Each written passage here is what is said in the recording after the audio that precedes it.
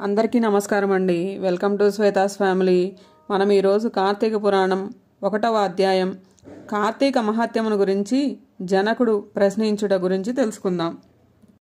శ్రీమద్ అఖిలాండ కోటి బ్రహ్మాండమునందలి ఆర్యావర్తమునందు నైమిసారణ్యములో సౌనకాది మహామునులతో ఒక ఆశ్రమమును నిర్మించుకొని సకల పురాణములు పుణ్యచరిత్రలు వారికి వినిపించుచు సూత మహాముని కాలం గడుపుచుండెను. ఒకనాడు సౌనకాది మునులు గురుతులడగు సూతునిగాంచి, ఆర్య, తమ వల్ల అనేక పురాణ ఇతిహాసములను వేదాంగముల రహస్యములను సంగ్రహముగా గ్రహించినారము. కార్తీక మాస మహాత్యమును కూడా వివరించి దాని ఫలమును తెలుపగోరుచుంటిమి గాన తమరు వ్రతమును వివరింపవలసిందని కోరిరి. అంత ఆ సూత మహర్షి, ఓ మునిపుంగవులారా, ఒకప్పుడు ఇదే కోరికను నారదుడు సృష్టికర్తయగు బ్రహ్మను కోరుకొనగా బ్రహ్మదేవుడు అతనికి విష్ణుమూర్తి లక్ష్మీదేవికి, సాంబశివుడు పార్వతీదేవికి తెలియచేసిన విధంగా ఆ గాథను వివరింపెను. అట్టి పురాణ కథను మీకు తెలియచేయుదును. ఈ కథను వినుట వలన మానవులకు ధర్మార్థములు కలుగటయేగాక వారు ఇహమందును పరమందును సకలైశ్వర్యములతో తూలతూగుదురు. కావున శ్రద్ధగా ఆలకింపుడని ఇట్లు చెప్పెను. పూర్వము ఒకానొక దినంబున పార్వతీ పరమేశ్వరులు గగనంబున విహరించుచుండగా పార్వతీదేవి, ప్రాణేశ్వర, సకలైశ్వర్యములు కలుగుచేయునట్టిది సకల మానవులు వర్ణభేదములు లేక ఆచరించదగినది శాస్త్ర సమ్మతమైనది సూర్యచంద్రులు ఉన్నంత వరకు ఆచరింపబడేది వ్రతమును వివరింపమని కోరెను. అంతట మహేషుడు మందహాసమొనరించి, దేవి, నీవు అడుగుచున్న వ్రతము స్కాంద పురాణమున చెప్పబడి ఉన్నది. దానినిప్పుడు వశిష్ఠ మహాముని మిథిలాధీశుడగు జనక మహారాజునకు వివరింపబోచున్నాడు. చూడు, ఆ మిథిలా నగరం వైపు అని మిథిలా నగరం వైపు దిశగా చూపించెను.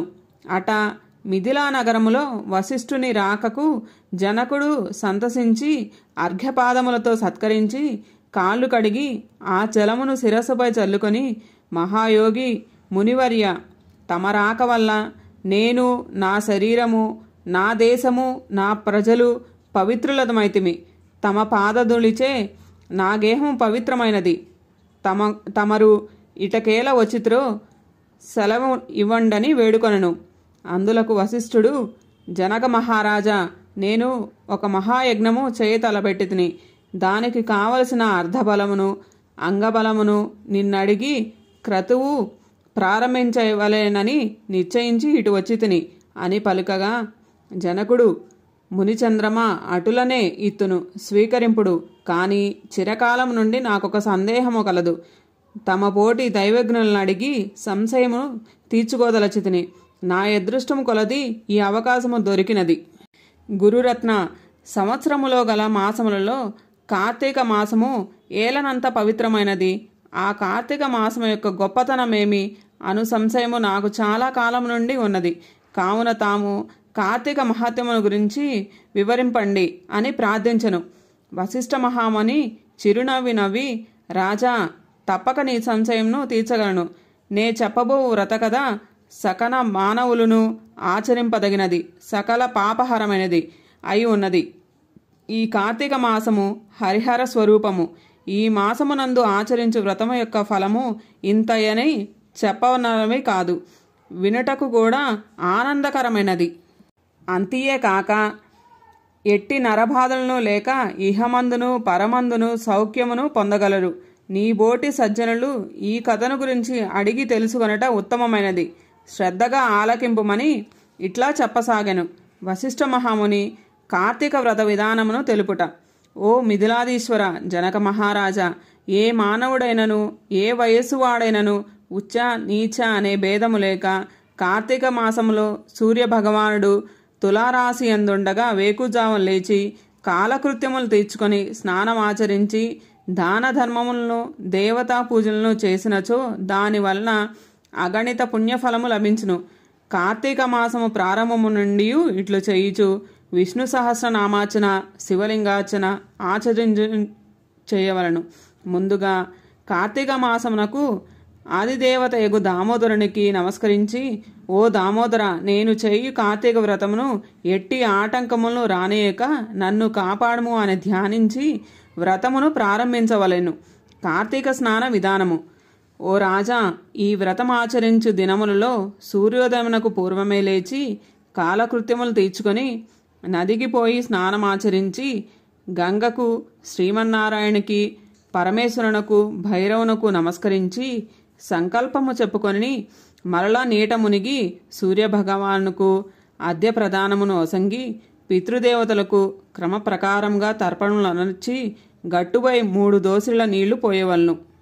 ఈ కార్తీక మాసముల్లో పుణ్యనదులైన గంగా, గోదావరి, కృష్ణ, కావేరి, తుంగభద్ర, యమున మున్నగు నదులలో ఏ ఒక్క నదిలోనైనను స్నానమాచరించిన ఎడల గొప్ప ఫలము కలుగును. తడిబట్టలు వీడి మడిబట్టలు కట్టుకొని శ్రీ మహావిష్ణువుకు ప్రీతికరమైన పుష్పములు తానే స్వయంగా కోసి తెచ్చి నిత్య ధూప దీప నైవేద్యములతో భగవంతునికి పూజ చేసుకొని గంధము తీసి భగవంతునికి సమర్పించి తాను బొట్టు పెట్టుకొని పిమ్మట అతిథి అభ్యాగతులను పూజించి వారికి ప్రసాదం ఇచ్చి తన ఇంటి వద్ద గాని దేవాలయంలో గాని రావి చెట్టు మొదట గాని కూర్చుండి కార్తీక పురాణమును చదవలేను. ఆ సాయంకాలము సంధ్యావందనం ఆచరించి శివాలయం అందు గాని, విష్ణాలయం అందు గాని, లేక తులసి కోట వద్ద గాని దీపారాధన చేసి శక్తిని బట్టి నైవేద్యము తయారు చేయించి స్వామికి సమర్పించి అందరికీ పంచిపెట్టిన తర్వాత తాను భుజింపవలను. మరునాడు మృష్ణాన్నముతో భూతతృప్తి చేయవలను. ఈ విధంగా వ్రతమాచరించిన స్త్రీ పురుషులకు పూర్వమందును ప్రస్తుత జన్మమందును చేసిన పాపము పోయి మోక్షమునకు అర్హులగుదురు. ఈ వ్రతము చేయుటకు అవకాశం లేని వారులు వ్రతము చేసిన వారులను చూచి వారిని నమస్కరించినచో వారికి కూడా తత్సమాన ఫలము దక్కును. సమాప్తం. మొదటి రోజు అధ్యాయం సమాప్తం.